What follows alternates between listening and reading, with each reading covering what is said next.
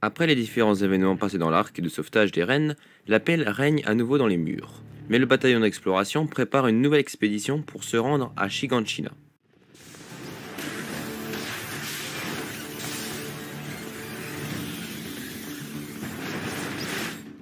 Bonjour et bienvenue dans cette vidéo. Aujourd'hui on s'attaque à l'arc d'SNK, le plus incroyable. Juste avant de commencer la vidéo, n'oublie pas de suivre mon compte Instagram, qui est le réseau principal auquel je suis le plus actif. Et tu pourras même répondre au sondage des prochaines vidéos, comme je l'ai déjà fait pour SNK. Enfin bref, vous allez cliquer pour du SNK et vous allez être servi. Préparez-vous à faire votre retour à Shiganshina.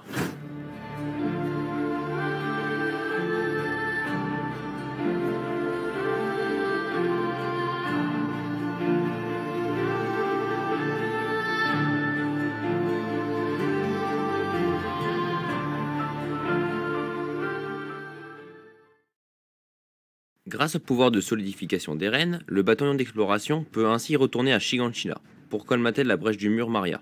Et dès leur entrée, une tension règne alors dans l'atmosphère, puisqu'ils savent que le titan cuirassé et le titan colossal se cachent quelque part pour les empêcher d'atteindre leur but, ainsi qu'un mystérieux titan poilu. Le bataillon est alors sur leur garde, puis Eren se transforme et colmate la première brèche. La tension est toujours à son comble. Les soldats ne comprennent pas. Pourquoi l'ennemi n'est toujours pas apparu? Armin et d'autres soldats retrouvent alors 3 récipients qui ont servi à boire récemment. Il s'avère que ces derniers appartiennent à Reiner et Bertholdt, ainsi qu'au titan bestial. Un ordre est donné alors aux soldats de tapoter le mur pour retrouver ces derniers. Et à ce moment-là, les événements vont commencer à vriller. Reiner sort et transperce un soldat avec sa lame, auquel Levi intervient directement pour lui asséner le même coup. Reiner se transforme alors en titan, et c'est ainsi que la bataille à Shiganshina commence.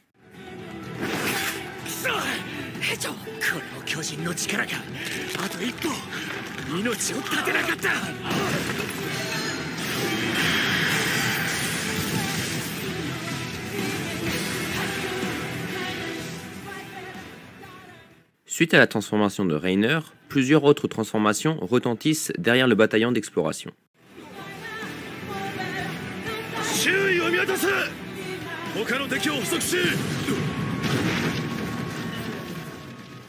La peur commence alors à s'installer parmi eux. L'entrée est condamnée par le titan bestial pour empêcher aux chevaux de passer. Mais heureusement pour eux, ils ont Erwin et Armin dans leur rang. Une stratégie est alors mise en place et suite à cela, un combat féroce s'engage entre les deux titans de 15 mètres.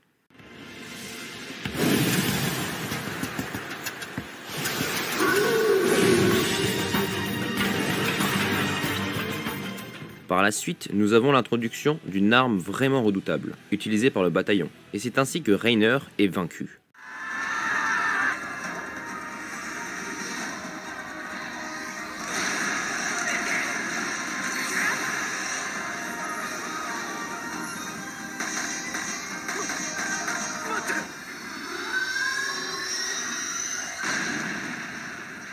Mais ce dernier arrive à émettre un rugissement, signal pour faire rentrer le pire cauchemar de l'humanité dans la bataille, le titan colossal.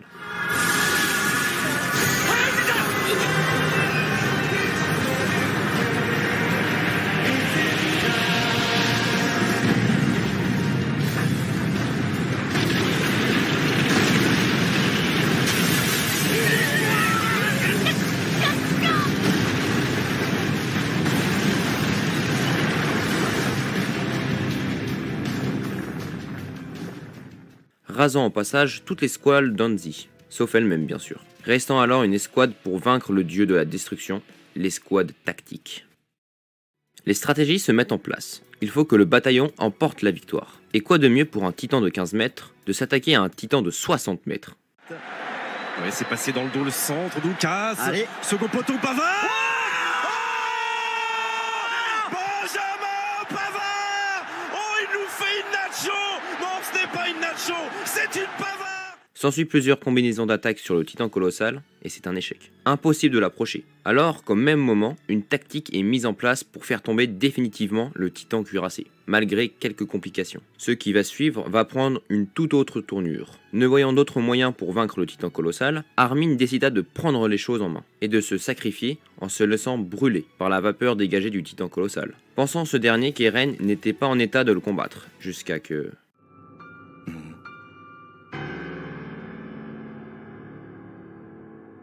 これは硬質か。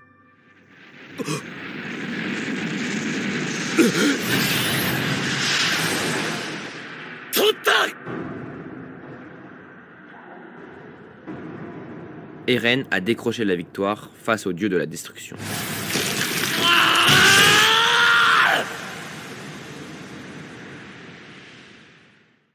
Pendant ce temps, au front nord, l'équipe présente font face au dangereux titan déviant et au terrifiant titan bestial.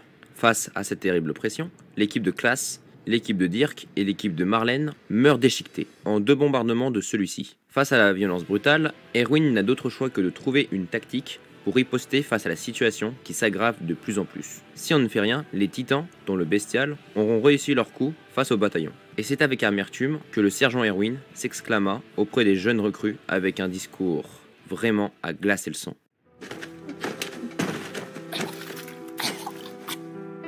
ここに突っ立っていても、じきに飛んでくる岩を浴びるだけだ。すぐさま準備に取り掛かる。俺たちは今から死ぬんですか。そうだ。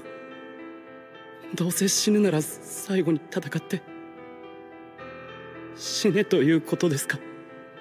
そうだ。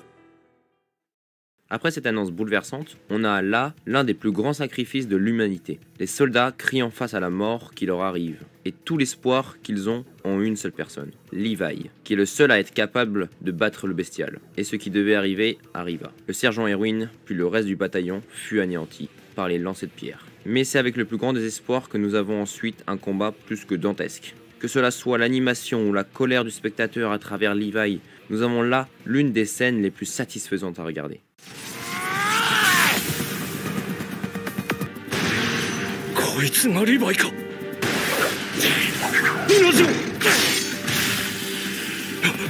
なんだ、何も見えない。目をやられたのか。足が。さっきは随分と楽しそうだったな。硬質か。ダメだ、間に合わない。もっと楽しんでくれよ。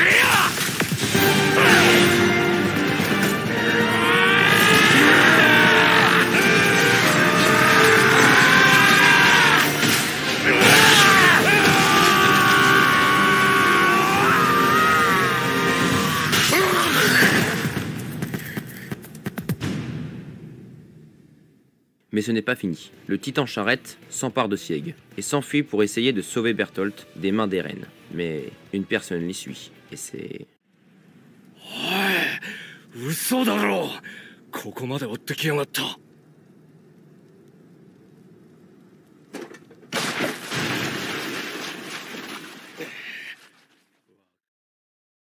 Le danger est enfin écarté, pour le moment. C'est qu'alors, un soldat du bataillon nommé Frock a survécu à l'attaque du titan bestial. Et voyant le corps d'Erwin, encore en vie, décida de le porter jusqu'à Levi, pour qu'il puisse injecter le sérum titanesque. Et nous avons là l'un des plus gros dilemmes de l'histoire d'SNK. Faut-il sauver le sergent Erwin, ou bien Armin, qui lui est dans un sale état depuis sa confrontation avec le titan colossal. Nous avons là une confrontation déchirante entre Eren et Mikasa contre Levi. Finalement, Erwin meurt entouré de ses fidèles lieutenants, Hanzi et Levi, pendant que Bertolt, lui, fait face à son châtiment. Ainsi, cette épique bataille se finit par la mort du bourreau de l'humanité et de celle de son sauveur.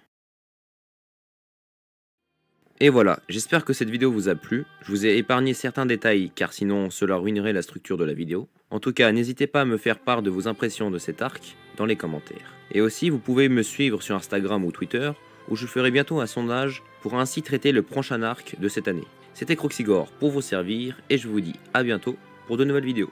Salut!